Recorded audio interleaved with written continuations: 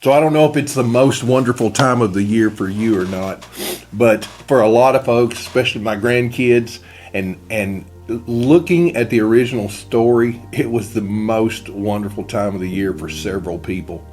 As I'm approaching this season with our church here at Crossbrand, I am, always learning something new, always digging a little deeper into the original Christmas story. And I'm not going to read it to you, but I'm going to tell you about one guy that probably of you have never heard his name. He was a priest, and his name was Simeon. And so when Jesus was born 8 days later, because he was Jewish, he had to go to the temple.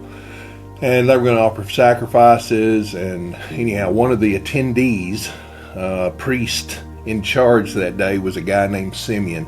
And he had heard, he had read, he had sensed that God was doing something.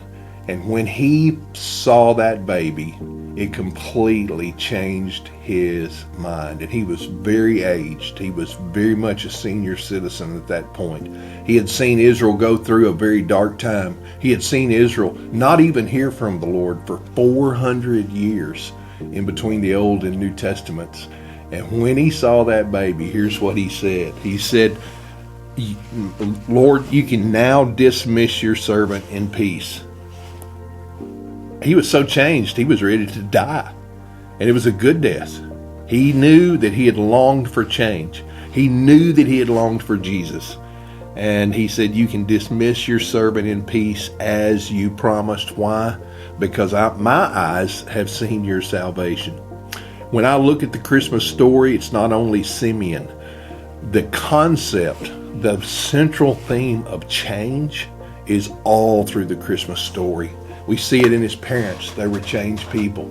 We see it in the shepherds. They were changed people. And we see it in those, what you would call the three kings, the magi, the magicians is actually what there were. And, we added that to the Christmas story. But everybody that experienced Jesus got changed.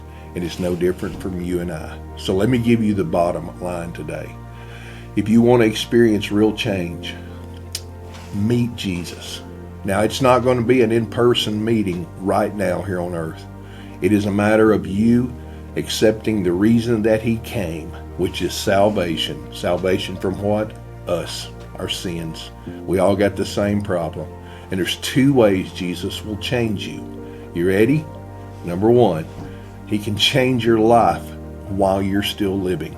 All of us have hurts, habits, and hang-ups, and Jesus wants to change that just like he did in the original Christmas story. And not only that, he changes us in regards to our eternity. Heaven, man, heaven.